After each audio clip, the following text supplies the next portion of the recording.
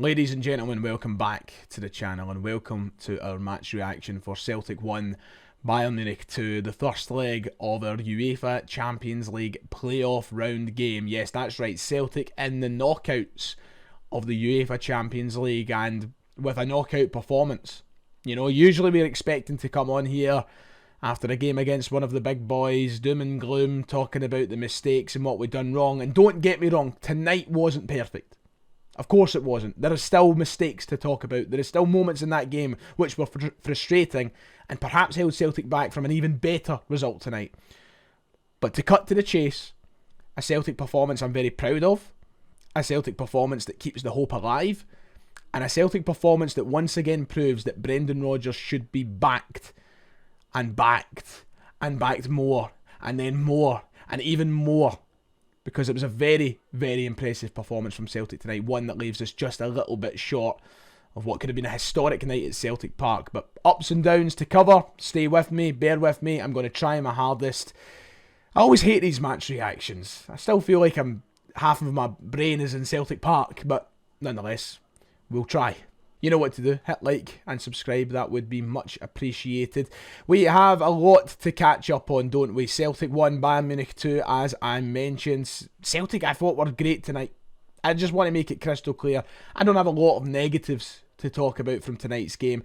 My one ask was to keep the illusion alive that Celtic could go to Munich next week and do something. To keep this tie alive. Not to have it over and done with, down to the fact that we've lost 4 or 5-0 in the first leg. Celtic have given themselves every chance where anything could happen in Munich next week.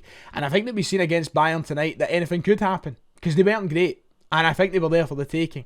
I think that if we ironed out a couple of those errors, which we'll get to, I think if we managed to get a bit more luck on our side with a few of the chances and the disallowed goals and referee decisions, I think honestly we could have been sitting here talking about a very different result tonight.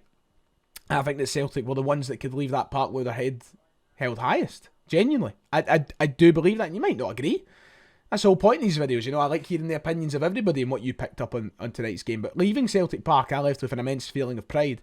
I left with a feeling that Celtic could go next week realistically and pull off a miracle. And mostly I say that because I've spent 280 quid on flights and I wanted that illusion to remain high, and I didn't want to have to mask my grief with plenty of Bavarian beer. But I genuinely do believe that next week I'm going to go to Munich and go into that first whistle thinking we could get something here. And maybe that dream will be crushed 10 minutes in. Maybe it will be. Maybe I'll be the laughing stock. And maybe Celtic fans will be the laughing stock when we're 5-0 down 20 minutes into the game in Munich. But nonetheless, a performance we should be really proud of tonight. I think that every player played their part. Maybe a couple have some question marks over their heads. But on nights like this, you've got to take the good with the bad. You've got to take the bad with the good, and you've got to bear through the mistakes, and you've got to try and make up for them in different parts of the game. So I think there's plenty of positives for me to cover here tonight. I think we can all agree on that as well. I think there's a lot of performances that we can be very happy with, and it's a huge improvement. You think where we were back in match day 2 when we played a side who, by the way, currently are 11th in the Bundesliga. Borussia Dortmund we're doing okay, much better at the time, but they're 11th in the Bundesliga. Miles behind Bayern Munich, a squad nowhere near the level of Bayern's.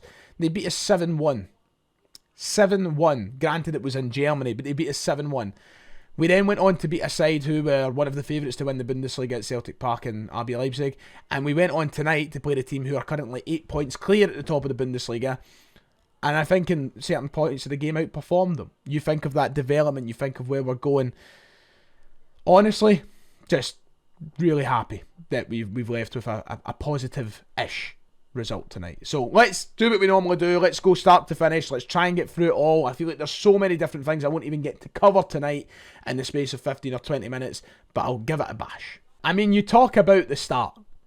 And what a perfect start it almost was. I lost my mind. Me and Kieran beside one another. We're going tonto, going crazy when that ball hit the back of the net, only for it to be disallowed seconds later. It was frustrating to take. And do you know what? I've got to give a huge credit to Celtic as a squad tonight for not letting that deflate them.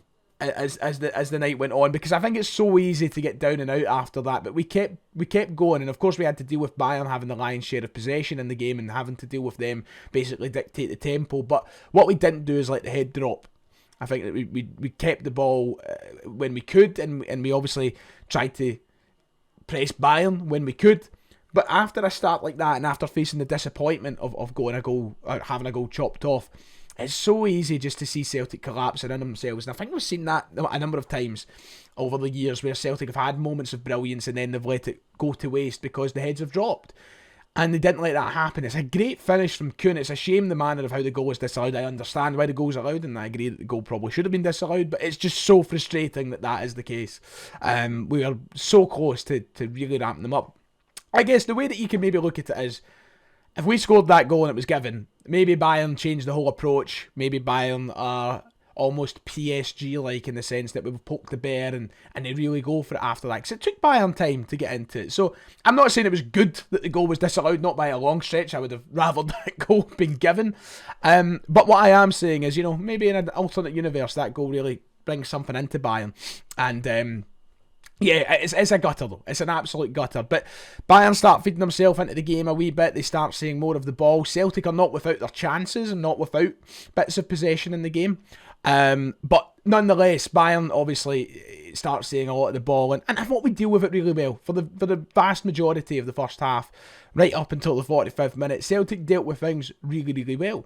I thought Celtic were doing a really good job at nullifying the threats through the middle, congesting the area. I thought the midfield three were doing a really good job at that in the first half. And then when you go out wide as well, I feel like we were doing a good enough job defensively at keeping the wingers quiet.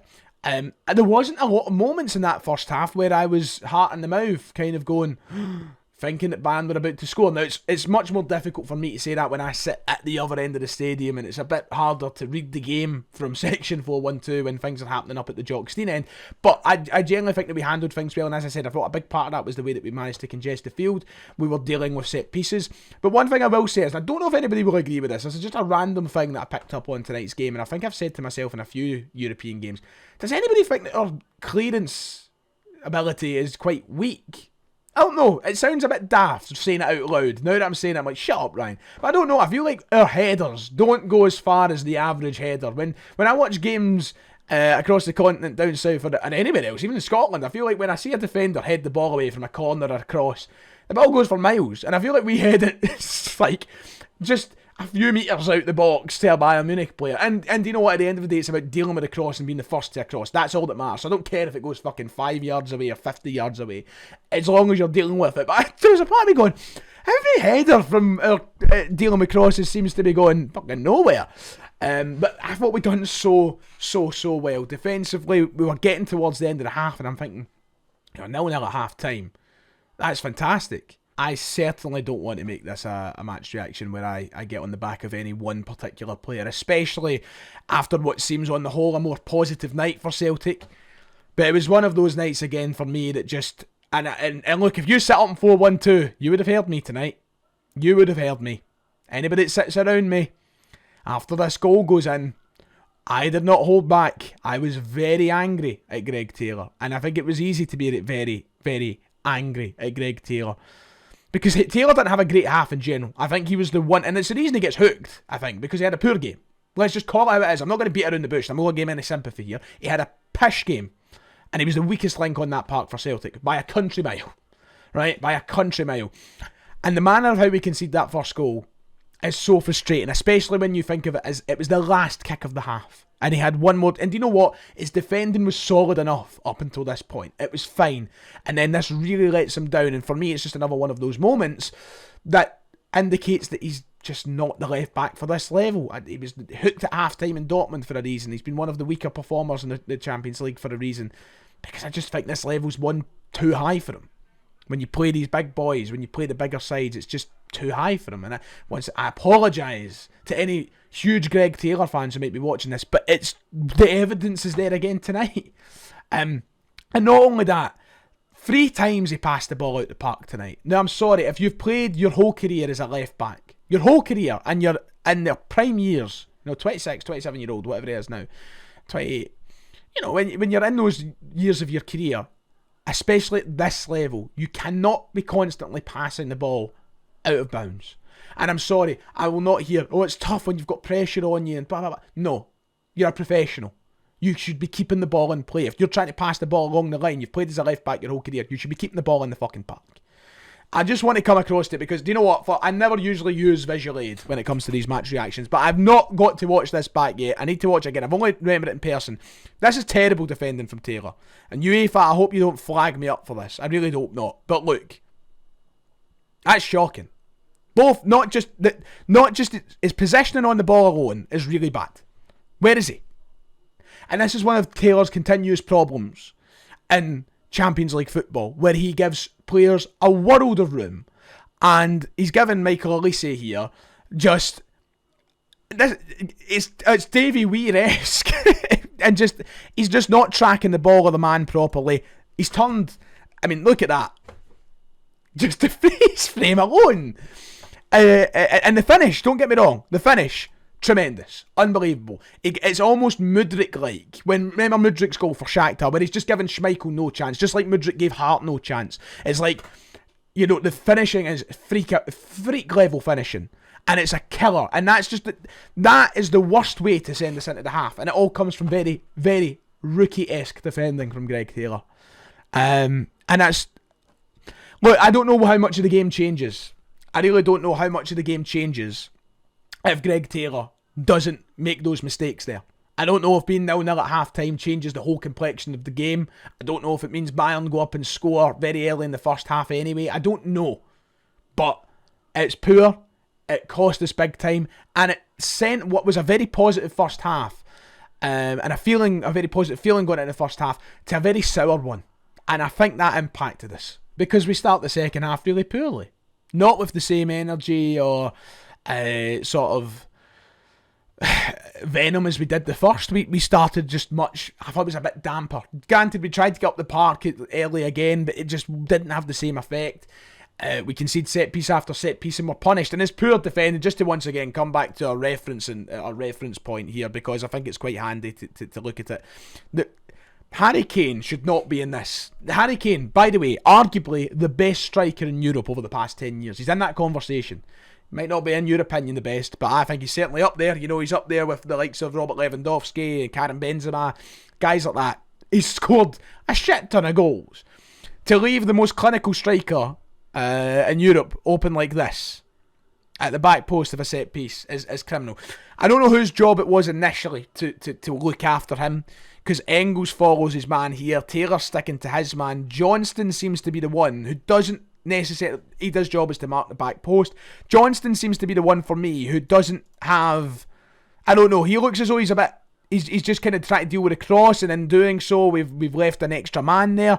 I don't know who's strictly to blame for this one. I don't want to pin it on anybody, but it's got to be better defended, and it puts us 2-0 down. Disastrous start to the half, disastrous end to the first half. It was not looking good. But this is where the match reaction can take an incredibly positive turn. And this is where I can put all those negatives behind us for a minute. Because on a night like that, when we're 2-0 down in the manner that we've conceded the goals, I've seen Celtic bottle it. Time and time again. Bottle it to the extent of we're losing 5-0. And we became the better team in the park for the last 40 minutes of that game. We were great. We were unbelievable. And the way that Brendan Rodgers managed that game was unbelievable. He says that we are still right in the tie, and that's down to the way he managed the game, through his substitutions, through his tactics, through everything that he put onto that field, instructions-wise. It worked. We were the better team, and I'll not hear any different. Now, you've got to manage the expectation level when saying that, because obviously Bayern still had more of the ball, probably still made more chances, and ultimately you could say in the eye test looked a better side, but you've got to then remember, Celtic are Celtic and Bayern are Bayern. So in saying that, Celtic for me in the last 40 minutes of the game were brilliant, and that second half performance is one that we should be really proud of post that goal being scored. Everybody dug so deep to ensure that we left there with a positive result. Players turned it on, individuals started making magic, the substitutions played a big part in bringing some energy onto the field when I thought the legs looked as though they were maybe tiring a wee bit. Ultimately, that second half performance was just fantastic. And once again, I think we had so much luck against us tonight as well. I thought the refereeing decisions were a bit bizarre through a lot of the game. I thought nothing was going our way when some might have been that. I don't just mean like the penalty call or big calls like that, offsides or whatever. I don't mean the calls. I mean even just ones where like there was times the ball was going out for a throw in or a goal kick or a corner or whatever, and I was like, surely that's not the case. That came off a Bayern player, or it didn't come off a, I thought decisions were just going against us, but we kept going. We didn't let us bring us down, and that's to be admired about the resilience in this Celtic team tonight. When they faced such a pile of adversity in the game, they didn't down tools, they didn't let the heads drop, they fought to the end, they fought to the point where Celtic really deserved to get an equaliser, or dare I say, even win the fucking game. And I'm so proud of Celtic for that, fighting through that adversity and fighting through those bits in the game and showing the resilience they had to. Honestly, just chuffed that we've managed to keep this tie alive. I think at 2-0, you're facing a task that's pretty dim. And trust me, 2-1 isn't much better. You're still going over the team with the disadvantage and a goal behind, and you've got to chase the tie. And at the Allianz, that won't be easy. But to give us that fighting hope is, I salute all of those players. Clear improvements in Europe constantly, and that's huge for us. And I just feel like so many individuals deserve such credit for their performances tonight, especially in that second half. Of course, Dyson Maida's the goal scorer and will be the headline maker because of that. The papers will be printing Maida's name mostly. Yang. By the way, I don't know what it is about Yang. I don't know what it is. A weird player. One of the most polarising players we've seen in recent times. But a player that, I don't know. It's bizarre. How is it the Champions League we see the best of them, and then against fucking, I don't know, teams in the Scottish Championship and in the Premiership, it looks as though he can't kick his own arse. What a performance tonight, Yang. Fair play, you tip of the hat. Arne Engels. There seems to be such a sort of dispute online whether or not he was good or bad tonight. If you thought he was bad tonight, football is not for you. It's just not. It's not at all. And this is coming from the man who I genuinely, leaving the game, I thought to myself, I thought Engels was maybe the weakest of the midfield three tonight. And that wasn't me saying he was bad. I just thought that McGregor was really good. I thought that Hatate was really good. Engels was... The only reason I said that is because Engels annoyed me with a couple of his flashier passes, his couple of those attempts. I was like, not the time for it, Arne. Not the time for it at all. And that was the only reason that I said that. But he was unreal. Trusty, I thought, was great. Vickers was great. I thought defensively, the centre-halves in particular, I should say, just the centre-halves in particular, I thought were great. I thought they were fantastic. And Ida, I thought, brilliant in the first half, trying to get himself into those areas again, just that man that he is, that presence that he is up in the final third. I've spoke about what the negatives were tonight, and there's no many more to come on top of that. I tip a hat to the Celtic player, Schmeichel, making a couple of big saves. We were unlucky not to get more. And that's what will probably frustrate me the most looking back in this game in the future. God, I've not even scratched the bloody surface. There is so much more I should be covering about this game. However, it's 11:15. If I don't get this up, then it hurts the channel. So I need to move. That's the beauty of the podcast and the beauty of more vid content tomorrow touching on it. So I'll see you there on both. Like and subscribe. Let me know your thoughts. We'll see what happens in Munich next week. It's not done yet.